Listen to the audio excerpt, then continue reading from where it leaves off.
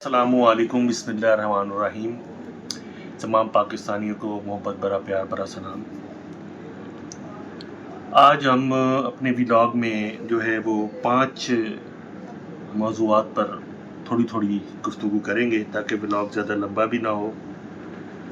तो इनमें नंबर 1 तो पाकिस्तान की अंदरूनी सियासत किस तरफ जा रही है, इसका जायज़ा लेंगे। उसके बाद मौलाना के बयानात रिवायत से हटकर क्यों हैं और वो क्या चाहते हैं, इसका भी थोड़ा सा जायज़ा लेंगे। और फिर इस्टेब्लिशमेंट की खामोशी है, इस मामले में कोई ख़ास रद्द-ए-अमल नहीं आया, इसका भी जायज़ा लेंगे। उसके बाद इंटरनेशनल हालात पे हम ईरान का और अरब ममालिक के जो ताल्लुकात हैं उसका जायज़ा लेंगे। और सबसे आखिर में हम इस चीज़ का भी जायज़ा लेंगे, रूस और चीन इस सारे मामले में फ़िलहाल कुछ अरसे से पुरअसरार तौर पर ख़ामोश हैं।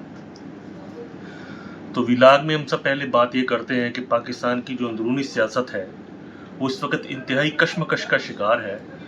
और मुख्तलिफ जमातें, क्योंकि कुछ इलाकों में इलाकाई इलेक्शन हो रहे हैं, तो मुख्तलिफ जमातें वोट को सेंटीमेंट हासिल करने के लिए हुकूमत के ख़िलाफ़ मुख्तलिफ जो है वो हरबे, जो कि सियासी हरबे होते हैं, सियासी बयानात होते हैं, महंगाई और उनको जो है वो मुश्किलात की तरफ रुझान और हुकूमत के ख़िलाफ़ भड़काते हैं और हुकूमत वक्त की नाकामियों को गिनवाते हैं। लेकिन अवाम का जो असल मसला है वो महंगाई है और बेरोज़गारी है।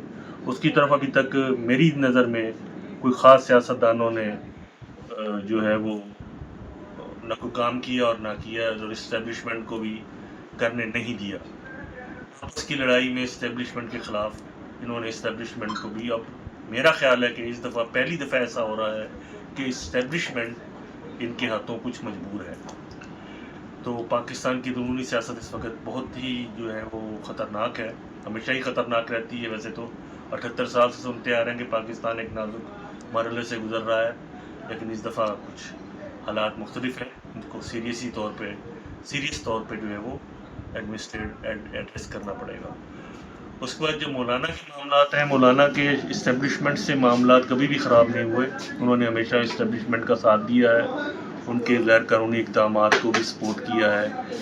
हालात को पेश नज़र रखते हुए मुल्क की सूरत हाल की खातिर उन्होंने बड़ी मुस्बत किरदार अदा किया है। लेकिन इस वक्त वो चुप होने पे नहीं है और बड़े सख्त किस्म के बयान मुसलसल दे रहे हैं, क्योंकि जो हुकूमती वज़रा ने उनके बयान का रद्द-ए-अमल दिया है उसको समझते हैं कि शायद उसका जवाब इस्टेब्लिशमेंट ही दे रही है और इस्टेब्लिशमेंट ही मौलाना के ख़िलाफ़ सारा मामला कर रही है। जबकि मुझे ज़ाती तौर पर ऐसा नहीं लगता कि इस्टेब्लिशमेंट इस मामले में इन्वॉल्व होगी। डेफिनेटली इस्टेब्लिशमेंट के ख़िलाफ़ बयानात हैं, लेकिन इस हद तक नहीं होगी।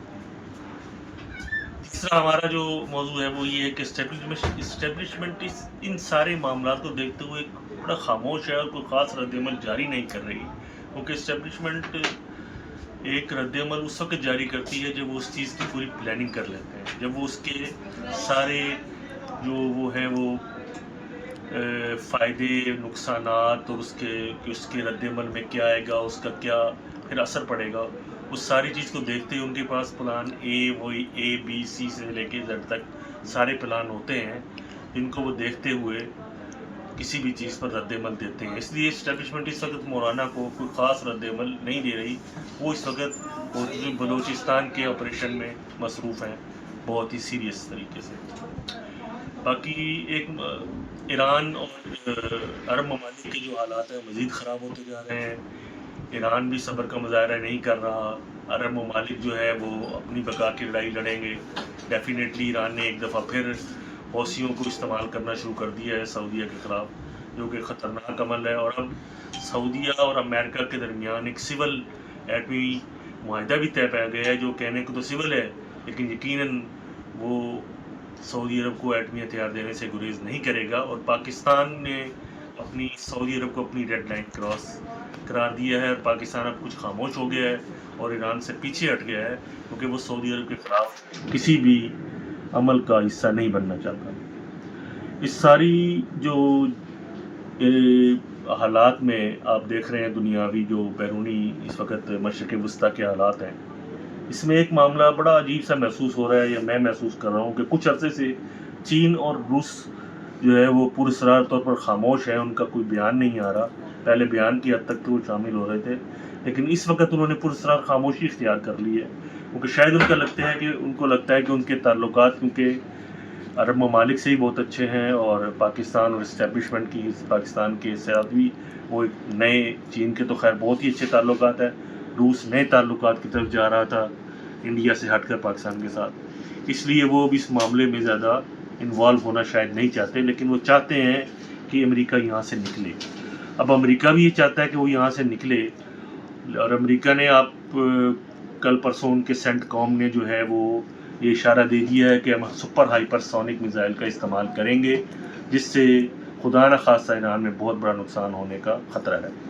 لہٰذا ایران کو بھی چاہیے کہ تھوڑی حکمت عملی سے کام لے، اپنی عوام کا خیال کرے، اور پاکستان کے سیاستدانوں کو بھی ہوش کے ناخن ہونے چاہیے اور پاکستان کے لیے کام کرنا چاہیے. تو انشاءاللہ امید ہے کہ مجھے تو امید ہے کہ انشاءاللہ تعالیٰ پاکستان کے حالات ٹھیک ہوں گے، لیکن عوام کی مشکلات حل ہوتی مجھے نظر نہیں آ رہی. دعا کریں اللہ تعالیٰ ہم سب کا خیال رکھے. اللہ میرا اور آپ کا حامی و ناصر.